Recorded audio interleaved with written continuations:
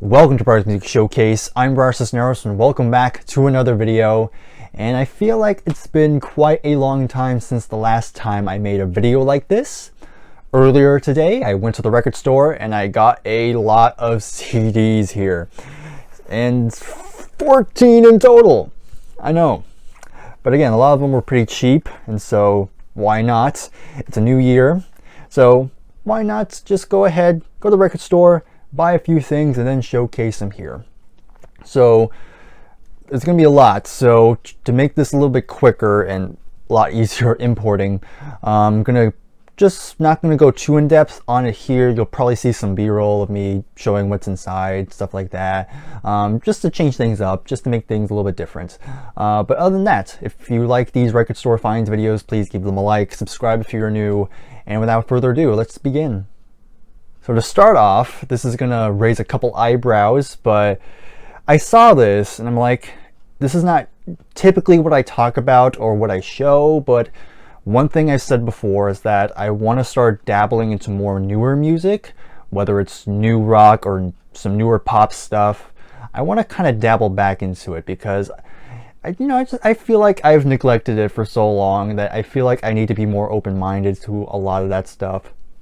So I found it. You don't normally find these particular albums. Normally it's a lot of older stuff, but I saw this and I'm like, let's give it a go. So first up we have Ariana Grande, and this is the album called My Everything. So of course Ariana Grande is one of the big pop stars right now. Big hits. I knew her before she actually went big.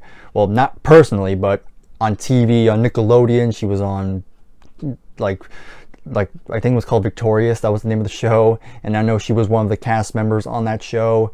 And lo and behold, who would have thought she would become such a big pop star? I do know before buying this album, I knew there was one song that I've always liked, and that was Thank You Next. I actually quite like that song. I thought that was pretty good. So I don't know any of the songs on here. So again, there could be a surprise. Who knows?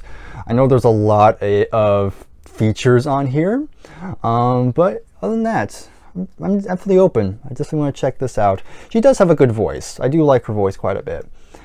All right, so that's the first one, and I go to the next one. It's not that better for some people. I got Van Halen 3.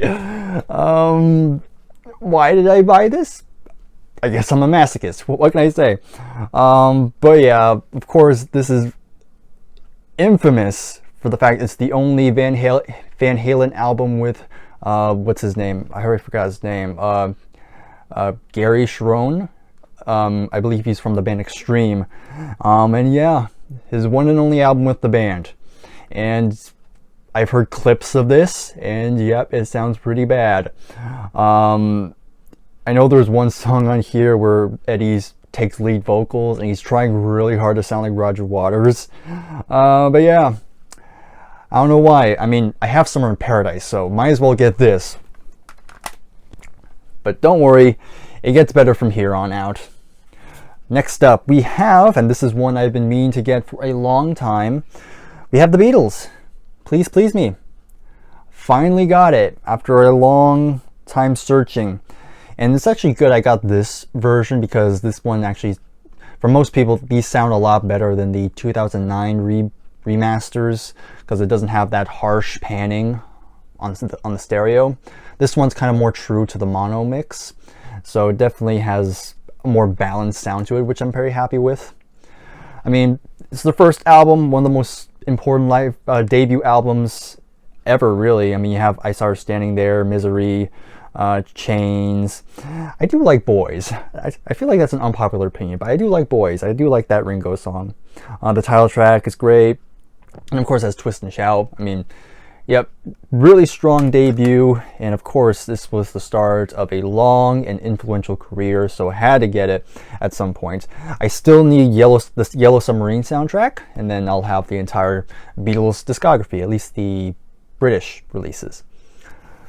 But let's go ahead, let's stick with the Beatles for a little bit more. Well, it's Beatles related.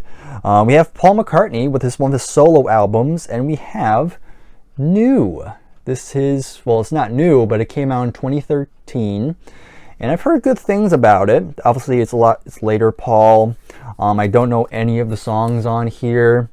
But again, from what I've heard from many Paul McCartney fans, this is actually one of his stronger albums that come out in the 2010s. So I'm definitely looking forward to check it out. I've always enjoyed a lot of Paul's solo stuff, so it's always good to have a little bit more. So yeah, definitely am happy with that. And now these next couple I actually got for I also got these for $1, and it's the Rolling Stones. I actually got 2 Rolling Stones albums, both under $1.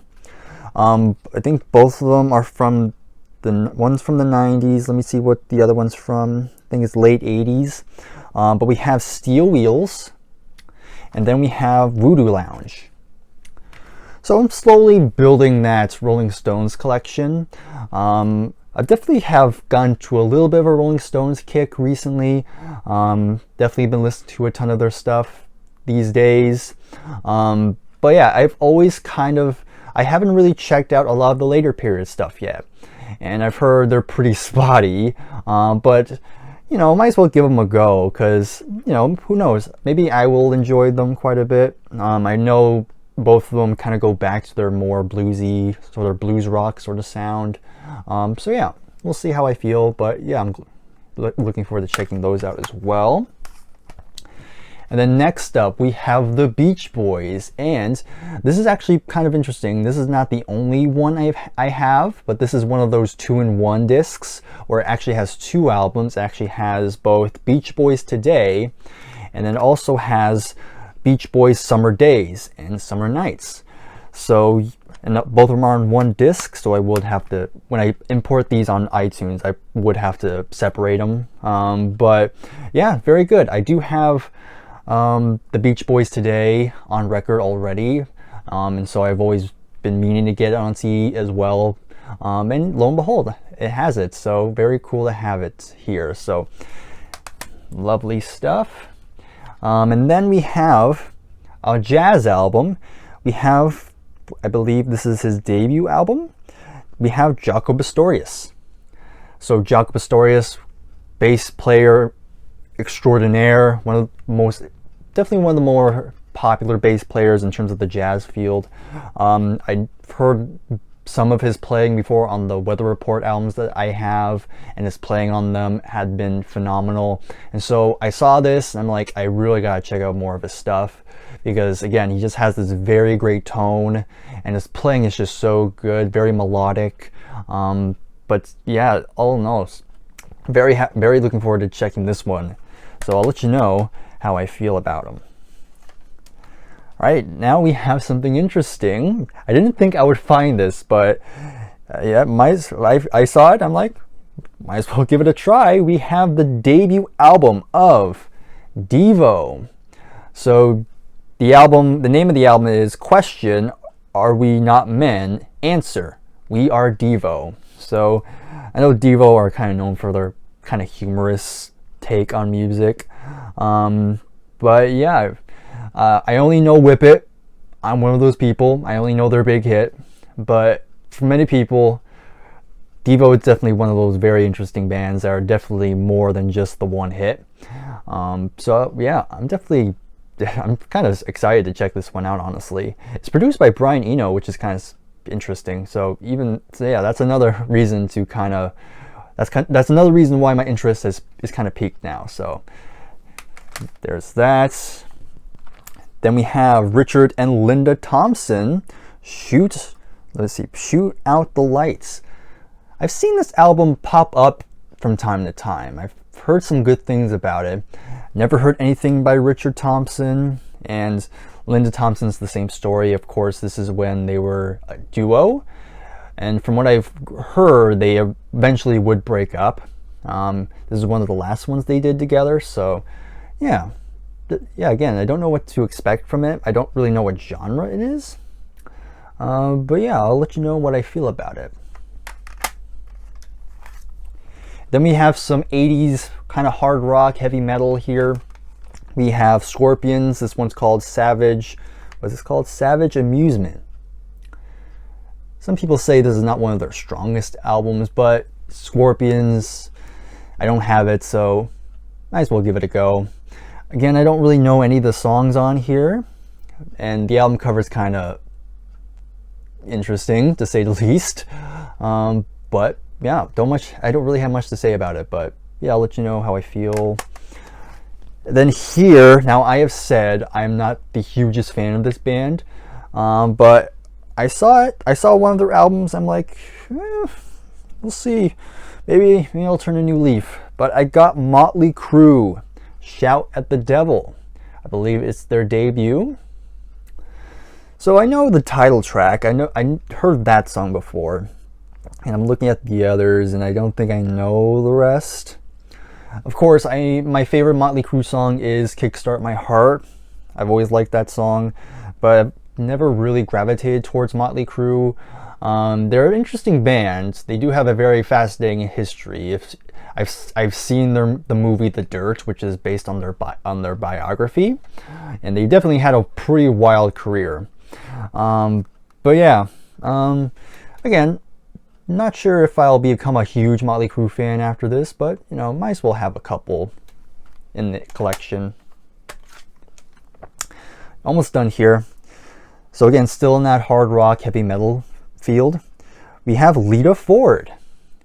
So of course, Lita Ford is pretty well-known female guitarist, and this is one of her albums. I don't know if this is her debut or not, but yep, she's pretty highly regarded. She's had some big hits back in the day. I know my mom enjoyed her quite a bit. And this album actually has the big hit on here, Close My Eyes Forever, which I believe was the duet she did with Ozzy Osbourne. So yeah, pretty cool. Don't know the rest of the songs, but yeah, I'm open for more female artists in my collection. And then the last one, this is a live album. I know, I've said I'm not the hugest live album fan, and so very rarely I'll willingly buy them. But I saw this and I feel like I just couldn't give it up. We have Queen, Live Killers. Of course, I know I've said I'm one of the big Queen fans, and yet I never bought any of their live albums, which is kind of surprising. And so I wanted to fix that, and I found it, and I'm like, cool. So yeah, this is definitely their first official live album. Of course, came out in the late 70s. This was around the time they released Jazz, and a lot of the songs reflect that. I mean, you have the fast version of We Will Rock You, then you have Bicycle Race, let's see, Dreamer's Ball they have here. I'm actually surprised. They have quite a bit of deep cuts in here. They have Death on Two Legs, Spread Your Wings, let's see, Sheer Heart Attack, and then they have other big hits. They have Killer Queen, which was part of a medley. Then you have I'm in Love with My Car, and of course you have Bohemian Rhapsody, and then it closes out with the regular We Will Rock You and We Are the Champions, and then closing out with God Save the Queen.